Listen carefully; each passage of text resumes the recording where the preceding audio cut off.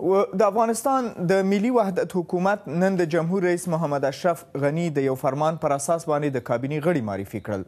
په دې جمله کې د ملي دفاع وزارت دپاره اوسنی لوی درستیز جنرال شیر محمد کریمي، د جمهور رئیس متعلق نورالحق هلومي، د کورنۍ چارو وزارت دپاره کاندید پخوا د قندهار والي او د ولسي جرګې غړی دی پاتې شوی دی چې د اجرایي رئیس عبدالله د خوا نه معرفي شوی دی. د سولې د عالي شورا رئیس پخوانی رئیس البته صلاح الدین رباني د بهرنیو چارو وزارت دپاره د اجرایي رئیس عبدالله متعلق یاد شوی دی. د سیمه ییزو ارګانونو د خپلواک ریاست پخوانی رئیس غلام جیلاني پوپل د مالی وزارت دپاره کاندید دی چې د جمهور رئیس اشرف غني متعلق یادیږي. د کلید ګروپ رئیسه نجیبه ایوبي د ښځو چارو وزارت د اجرایي رئیس عبدالله متعلقه ده او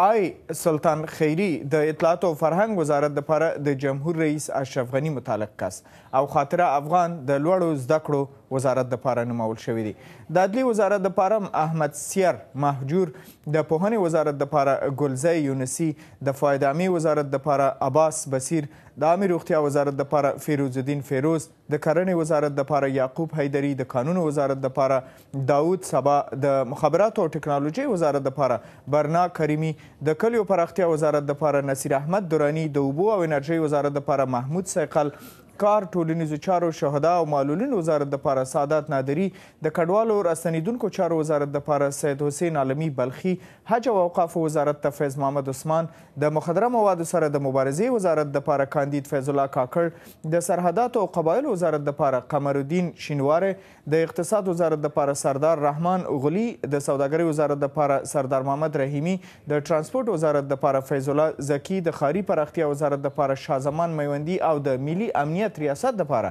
رحمت الله نبیل او د افغانستان بانک دپاره خلیل صدیق معرفي شوي دي. ولسي جرګې چې د ډېرې مودې راهیسې د کاندید وزیرانو د معرفي غوښتنه کوله وی د تحصیلي اسنادو او تابعیت څېړنه، کاري وړتیا او ښه شهرت هغه موردونه دي چې د ولسي جرګې د غړو لخوا به کاندید وزیرانو ته د اعتماد رایې اخیستو سبب شي.